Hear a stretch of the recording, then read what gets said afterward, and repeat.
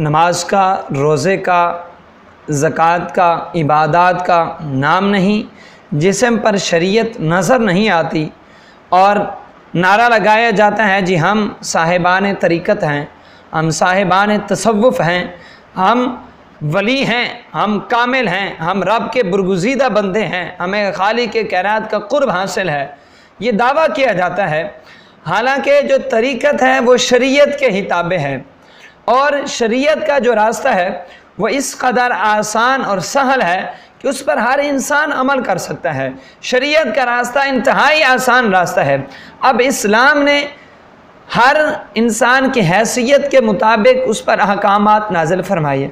अब काफिर है उसके लिए और अहकाम हैं, मुसलमान है उसके लिए और हैं, एक आम इंसान है उसके लिए और हैं, ख़ास है उसके लिए और हैं, बच्चा है उसके लिए अहकामात और हैं, बड़ा है उसके लिए अहकामात और हैं, इसी तरह अवाम के लिए अहकामात और हैं और ख़वास के लिए अहकामात और हैं।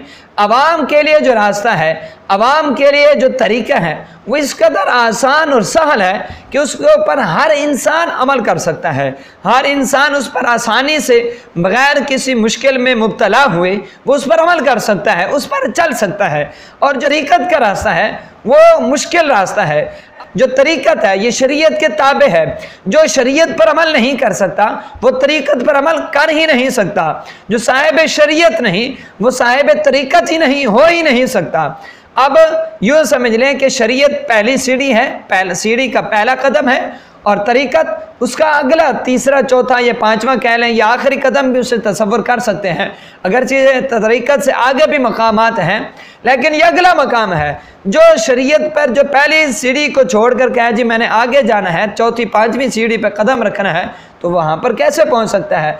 इसी तरह शरीयत पर अमल किए बगैर तरीक़त पर इंसान अमल कर ही नहीं सकता, तरीक़त पर इंसान पहुँच ही नहीं सकता जब तक वो शरीयत को पहले ना अपनाए।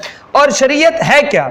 हज़रत इमाम अहमद बिन हम्बल रहमतुल्लाह ताला अलैह, आपके बारगाह में हज़रत इमाम शाफ़िई रहमतुल्लाह ताला अलैह हाज़िर थे और उन्होंने हज़रत इमाम अहमद बिन हम्बल से फ़रमाया कि ये जो साहिबान तरीक़त होते हैं ये भी बड़े अजीब लोग होते हैं, इनसे इंसान अगर कोई मसला पूछ ले तो बड़ी उलझन में मुब्तला हो जाता है।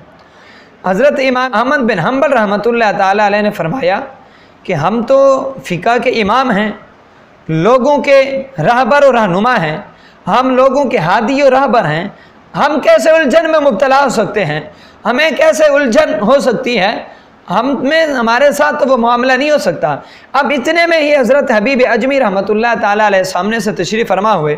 हज़रत इमाम शाफ़िई रहमतुल्लाह ताला अलैह ने हज़रत इमाम अहमद बिन हम्बल से फ़रमाया कि अभी तजुर्बा करा देता हूँ मैं।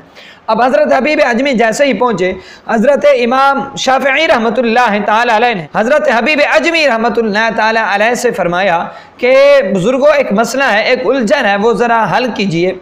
हज़रत हबीब अजमी रहमतुल्लाह ताला अलैह ने फ़रमाया बताइए क्या उलझन है। अब हज़रत इमाम शाफ़िई रहमतुल्लाह ताला अलैह ने अर्ज़ की कि रात को एक इंसान है वो सोने लगा और उसे याद आया कि आज मैंने 4 नमाज़ें पढ़ी हैं, 5वीं नहीं पढ़ी, लेकिन उसे ये याद नहीं है कि मैंने 5वीं नमाज कौन सी नहीं पढ़ी। तो अब वो क्या करे? अब वो पढ़ना चाहता है नमाज, वो जो उसकी रह गई है उसकी क़ज़ा करना चाहता है। अब वो क्या करे? कैसे वो उसे मसला हल होगा कि कौन सी उसने नहीं पढ़ी। अब यहाँ पर शरीयत का जो हुक्म है ना, शरीयत ये कहती है कि इंसान गौर व फिक्र करे, जहाँ पर उसका दिल मुतमिन हो जाए, जहाँ पर उसका गालिब गुमान हो उसी जानिब चला जाए। यानी इंसान का गालिब गुमान है कि मैंने ज़ुहर की नमाज आज नहीं पढ़ी, बाकी पढ़ी हैं, तो शरीयत कहती है वो ज़ोहर की नमाज़ पढ़ ले। अब अगरचे हकीकत में अगर उसने ज़ोहर की नमाज़ पहले पढ़ी ही हो और उसने असर की नमाज़ ना पढ़ी हो और उसका गुमान ज़ोहर की तरफ जा रहा है, हालांकि उसने वो पढ़ी हुई है, तो शरीयत कहती है अगरचे उसने पढ़ी हुई है ज़ोहर, असर नहीं पढ़ी, शरीयत कहते है उसका गालिब गुमान चूँकि ज़ोहर की तरफ है, तो शरीयत कहते हैं वो ज़ोहर की नमाज़ पढ़े, असर की नमाज़ को ना पढ़े, ज़ोहर पढ़ ले गालिब गुमान के मुताबिक, तो उसकी वो ज़ोहर की नमाज असर की हो जाएगी और उसकी वो कज़ा अदा हो जाएगी। अब ये शरीयत है, इतनी आसान। अब तरीक़त क्या कहती है? हज़रत हबीब अजमी से जब ये सवाल किया गया, हज़रत हबीब अजमी ने फरमाया अच्छा उसने 4 नमाज़ें पढ़ी हैं, 5वीं नहीं पढ़ी, उसे ये याद नहीं आ रहा कि पाँचवीं कौन सी नहीं पढ़ी, कहने लगे कि वो पाँचों नमाजें ही दोबारा पढ़े।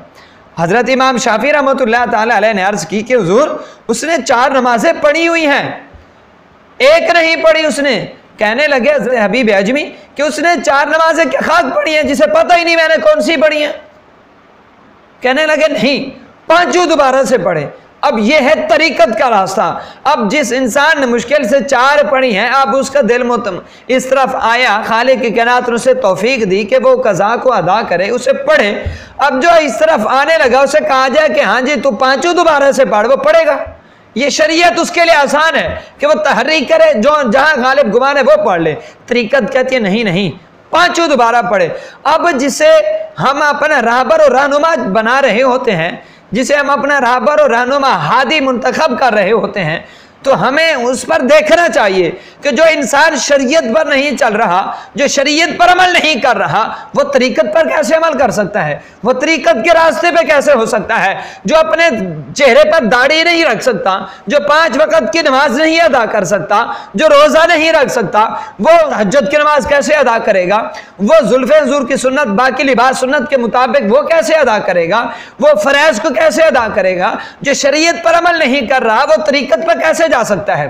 तो इसलिए मेरे भाइयों, ये किसी के पास, किसी को भी अपना रहबर और रहनुमा बनाने से पहले, किसी को अपना हादी और रहबर बनाने से पहले ये ज़रूर चेक कीजिए, जो ये तसव्वुफ़ और तरीक़त का नारा लगा रहा है, अपने आप को साहिब तरीक़त कह रहा है, क्या ये शरीयत पर भी अमल कर रहा है कि नहीं। जो शरीयत पर अमल नहीं कर रहा, यकीनी बात है कि वो साहिब तरीक़त हो ही नहीं सकता।